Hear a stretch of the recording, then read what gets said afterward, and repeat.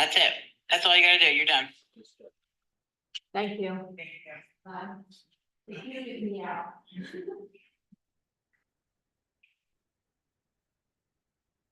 Sorry. All right, for life.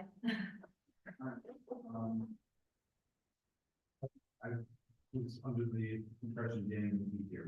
Dan said he was on his way from Trenton and he would be 10 minutes late.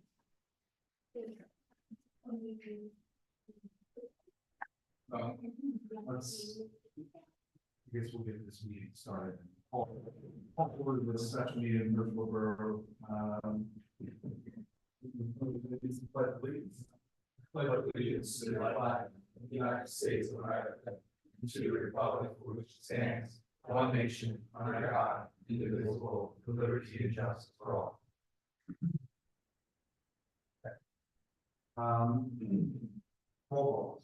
Mr. Fitzgerald. Present. Mr. McLean. Yes. Mr. Morales. Here. Mr. Carno. Mr. Sparaza. Mr. Woods. Here. You have the form. Thank you. This meeting is being held in compliance with New Jersey Open Public Meetings Act, and advertised in the retrospect and through all official social media channels. You have cell phone, you can be silent, you can speak, or business, you can do so outside of council chambers. First item of business this evening is the public portion of the meeting, and the public who wishes to come forward and speak on the topic, please come forward, state your name and address for the record.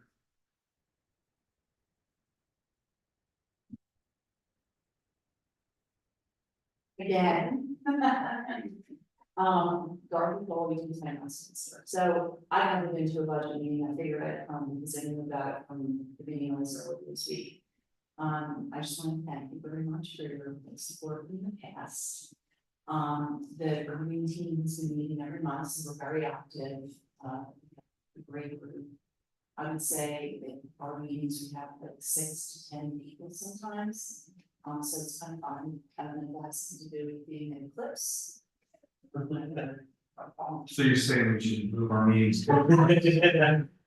Those could be long meetings. Yeah. So I'm very edified by the support of the community, and then since we're at every farmer's market, I think we have, right now I have a CC that I put out with all my emails.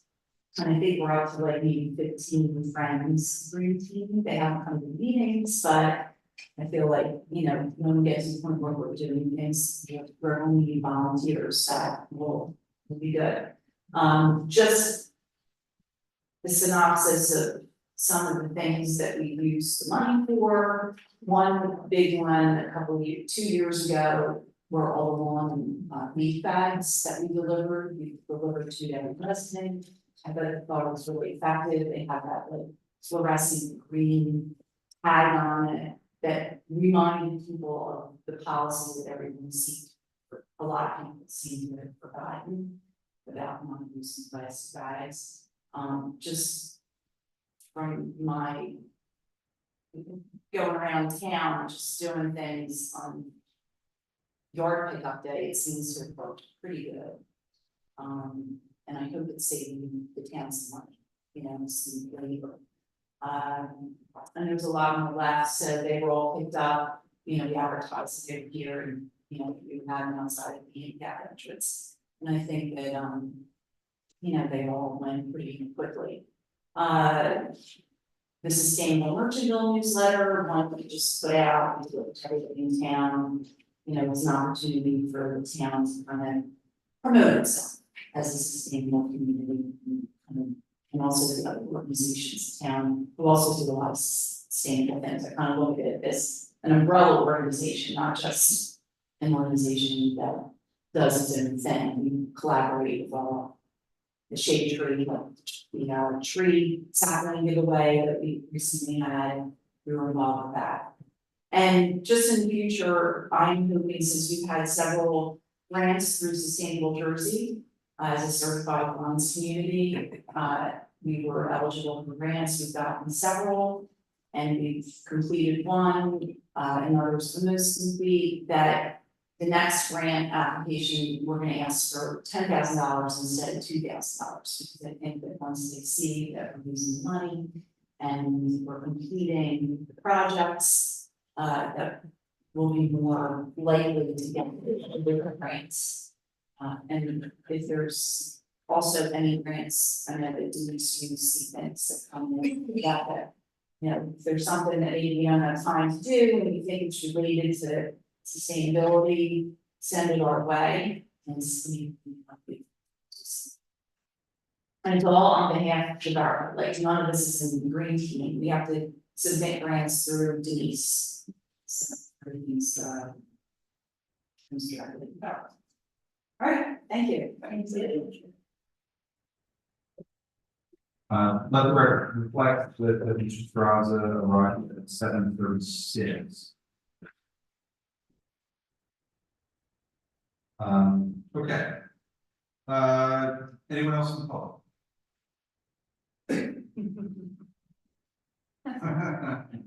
All right, here and seen. We'll move on from the public portion of the business. We'll go through old business. There is none new business. Resolution to be approved during the caucus meeting. The resolution 2427, the 2024 budget. Mr. Purdy, you want to sort of repeat out? Yeah, absolutely. So, as you know, we're introducing a little late this year. We're running through it. So, walking into last year was a pretty rough budget year. Walking into this year, we know we're going to be a difficult year, and we see potentially next year also be a difficult budget year. Why? It boils down to our debt. We had a number of projects that we were undertaking. We held those in temporary bonds. As everyone knows, the interest rates blew up. So we were holding it, it was a 2% temporary rate, it jumped up to about 9%. So that interest, and when you have an interest only payment, it's the one that that basically gobbled up a lot of the debt. So we need to move to buy down that debt and prepare ourselves to permanently finance it and get us down to a rate around 4 or 5%. And then, so you'll see a lot of push to probably hold off on some capital spending until, you know, rates maybe come back down, or we just see what the new normal is. Because the reality is what the rates are right now is what they've traditionally been across the US in a regularly good economy. So that's kind of where we're at. So walking into the budget year, we were looking at a $15 a month increase for every taxpayer, every household taxpayer here in the town. And that was without adjusting or moving anything in any direction. And so the initial thing we did with the budget was, if you didn't spend it last year, you didn't get it this year. So we went line by line, went into the lines of every different budget of every different department and what they did, and we basically were like, okay, you know, what was not spent, you know, is there something specific that's coming up that you need? If not, you know, we're holding off a little bit. The other thing is, we also thought it was really important that we buy down the debt. So we're buying down about $130,000 of our debt in a slug this year. That'll actually save us quite a bit, and then we'll permanently finance the balance of it next year. So, and there's a couple of things in there. And then in 3 years, in 2027, there's a substantial amount of our permanent debt that's already been bonded, actually gets paid off and it's released from the budget. It opens up quite a bit of room in the budget, but that's not until 2027. We have to get it through there. The other thing also we were banking on for this year, didn't come to fruition, was that the ginseng in town didn't open when we thought they were open. So there was no revenue. So even though there was revenue this year that we're just starting to collect now, the way how the rules are for budgeting, I can't anticipate that revenue for next year's budget. So you're as a municipality, even though we have a new revenue line coming in, you can't, there's nothing called anticipatory revenue. Yeah, it's only revenue that you booked in the prior year that you utilize this year. So it really hits you. So when you lose revenue, it really hits you twice as hard. The other thing that also happened was we lost the revenue from the vacant and abandoned properties. That was almost $30,000+. So it's a substantial hit to the budget. I will tell you, the courts actually did a little bit better this year. So overall, but still not nearly where we need to be in order to kind of, you know, dig us out of any type of hole. So that's kind of where it was at. So that said, we thought it was important to buy down the debt. The other thing we also recognize is a lot of our employees in a lot of different departments across the borough are probably not paid appropriately. And I say probably not, I mean, they're not paid appropriately for the work they do. Particularly in light of inflation and the rate at which salaries have jumped over the last couple of years to keep up with inflation. We haven't been doing that. We're trying, like with some plugs here and there, but it's one of the reasons why we're finding it difficult to find employees as they retire. And so we need to get our salaries more in line with what other municipalities are paying and where they're at. We just can't move up as quickly as everybody else. And so knowing that, we actually made some adjustments to salaries anyway this year. And so with that, we are looking at a $30 per month increase to the town for the municipal portion of the budget, which will come out to about $360 over the course of the 12 months. So you're looking at the average property in the borough of $360 increase. Obviously, some will be more, some will be less, but that we're looking at for the municipal side of the budget. So it basically comes down to almost $1 a day. So it's an extra $1 a day. In light of the inflation and where we have it on the inflation rate, I don't think that's necessarily a bad number for where we're at overall, but it is, if we want to keep the small town we have and maintain our services, we're gonna have to, this is kind of where we need to be at, or we kind of do this. So. Yeah, and look, I'll add, that I know Anthony and Dan went through a lot of work working with each of the departments to come up with budgets to try and work things out. And what Anthony said to me after he had done that was, we need to go have a number of drinks at the Blue Monkey because this is going to be very difficult. And it was very difficult, but we did stay true. One, we felt it was important and prudent to buy down the debt, given the interest rates now, and spend more money on that. We, and I'll gladly say this, we are only required by the bank to spend $25,000 in buying down that debt this year. And we are spending $100,000, $130,000 to buy down that debt, because it is the impact to us from just the cost associated with it was more than $130,000 a year. All right. So we, difficult decision. And then, as Anthony said, we can't pay our employees like we can, like a lot of other communities, but we felt it was important, given the changes in the world, that we try to do something for them and show them that we do see we are listening. So we made a commitment to them to the best that we could this year in a responsible manner.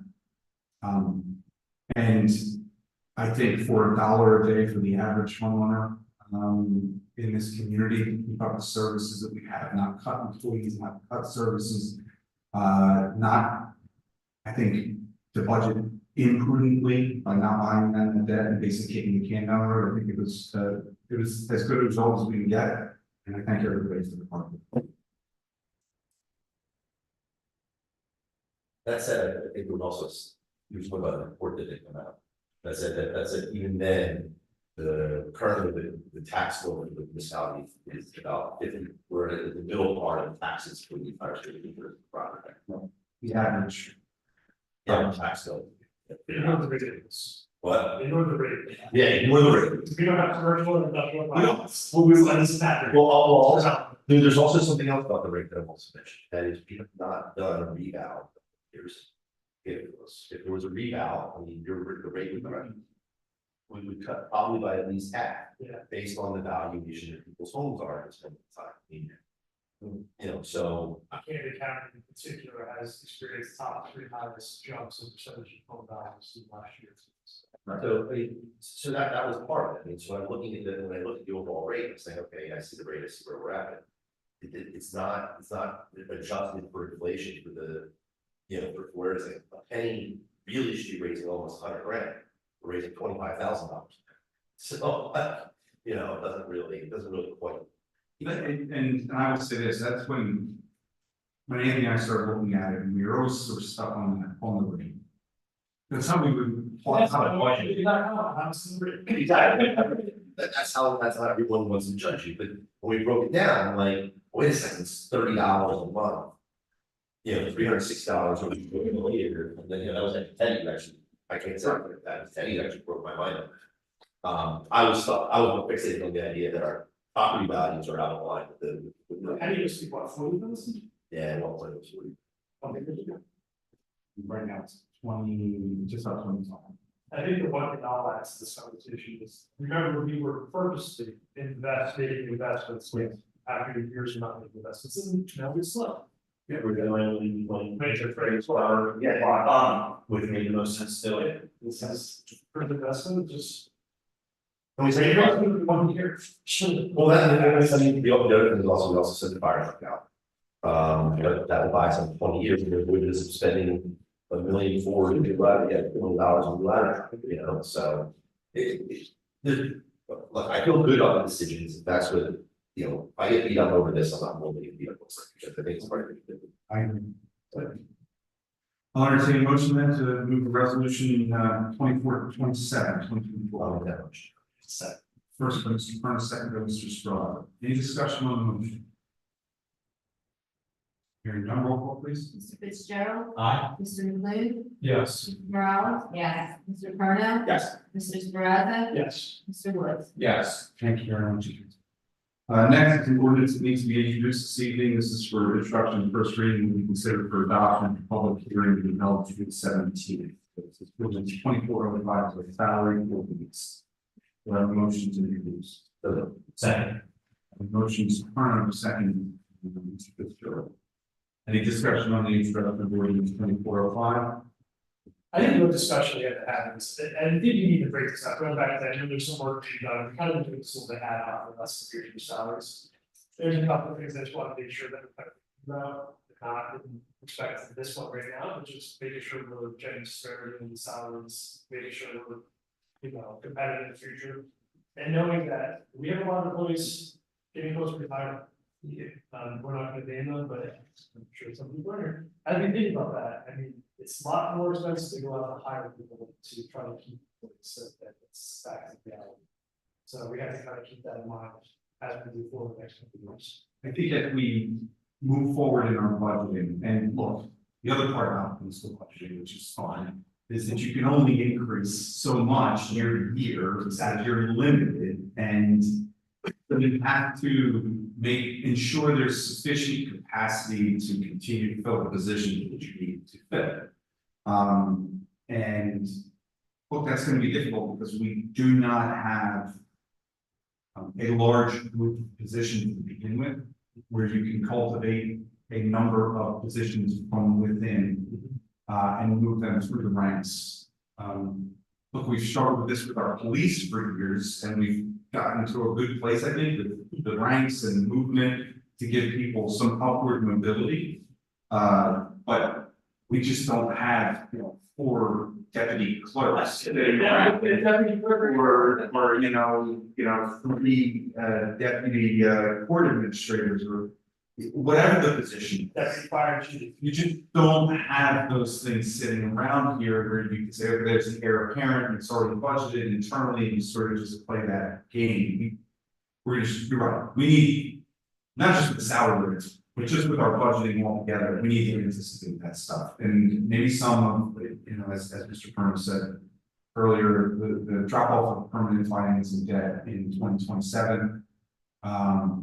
At that time, you know, and I'll say this, people are gonna say, well, we should be reducing taxes, and the reality is maybe we aren't, because maybe we're going to have to make sure those line items have enough money in them so that we can make replacement with employees that are good to continue to provide services to our borough residents.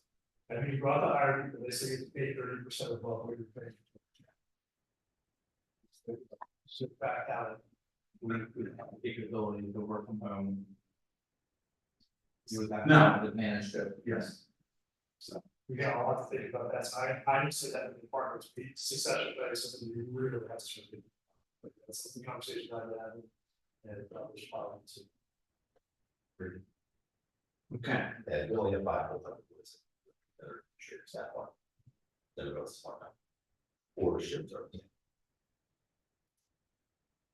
We have a motion and a second. Any other discussion on the ordinance?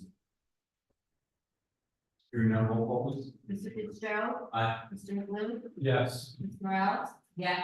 Mr. Carnell. Yes. Mr. Sparata. Yes. Mr. Woods. Yeah. Okay, We will have a resolution, on the next meeting for, budget adoption, and ordinances 2404, which will be introduced on Monday, and 2405. Both for adoption on the June 17th meeting. Any other matters that are, need to be brought up? Just reminding you about the picture, and I'll send a text reminding everyone for next Thursday and weekend for 150th events. If you have any questions about what you're supposed to do or where you're supposed to be, send me a text. Okay, Plan is still right on Saturday, then still right on Saturday. pray on Saturday, make a decision until. We're not gonna make a decision, I think we'll. That's That's pretty good, yeah. So for like 15%. It seemed like someone had it. Okay, We're gonna pretty much stay. we're going. Okay. Full speed ahead. All right, In the next 150 years here, Denise. I'm not gonna be here in 150. But, okay. All right, I'll entertain a motion to adjourn. Second on favor? Opposed, abstentions. Thank you very much, everybody. Well, you can.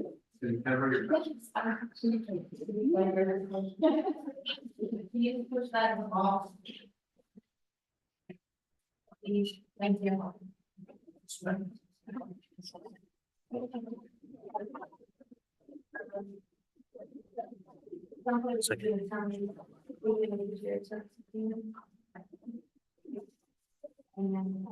And everyone, don't forget one word, okay? And if